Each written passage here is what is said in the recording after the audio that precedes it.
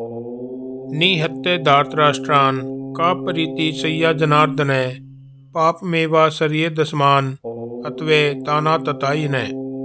अर्जुन कहता है, हे जनार्दन, धृतराष्ट्र के पुत्रों और संबंधियों को मारकर हमें क्या सुख मिलेगा। वे चाहे अन्यायी हो, आतताई हो, परंतु युद्ध में अपने ही लोगों को मारना यह तो केवल पाप है।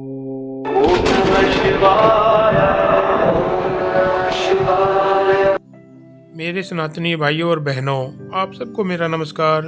हम श्रीमद् भगवद गीता के श्लोक दर श्लोक का अध्ययन कर रहे हैं और आज का श्लोक पहले अध्याय का 36वां श्लोक है, जहां अर्जुन मानता है कि संबंध के कारण हत्या पाप है, भले ही सामने वाले अधर्मी ही क्यों न हो। यह दया नहीं, अस्थिरता है। वह सोचता है, मारकर भी क्या मिलेगा, अंत में तो दुख ही बचेगा।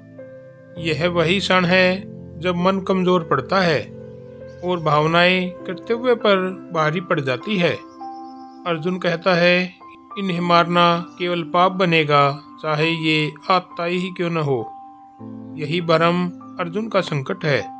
वह सोचता है कि दया कर रहा है, लेकिन वास्तव में वह अपने कर्तव्य से भाग रहा है। लेकिन कृष्ण जानते हैं, यह दया नहीं, सिर्फ मोह है।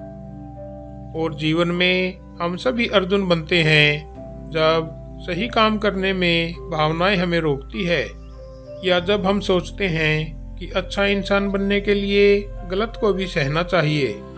गीता यहाँ कहती है कि न्याय और कर्तव्य दया से भी ऊपर है। अर्जुन की यह उलझन हमारी रोजमर्रा की उलझन है।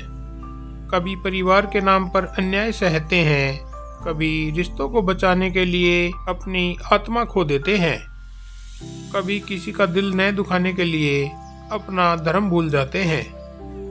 हमें याद रखना चाहिए कि सही निर्णय भावनाओं से नहीं, धर्म से होते हैं। जो व्यक्ति अन्यायी हो, उसका साथ देना भी पाप है। मोह, माया और गलत संबंध धर्म से दूर ले जाते हैं। और कर्तव्य कठिन हो सकता है, लेकिन वही हमें ऊंचा उठाता है। इस श्लोक का आज के जीवन में महत्व समझना भी जरूरी है। पहला, सही काम करने में भावनाएं बाधा बनती है।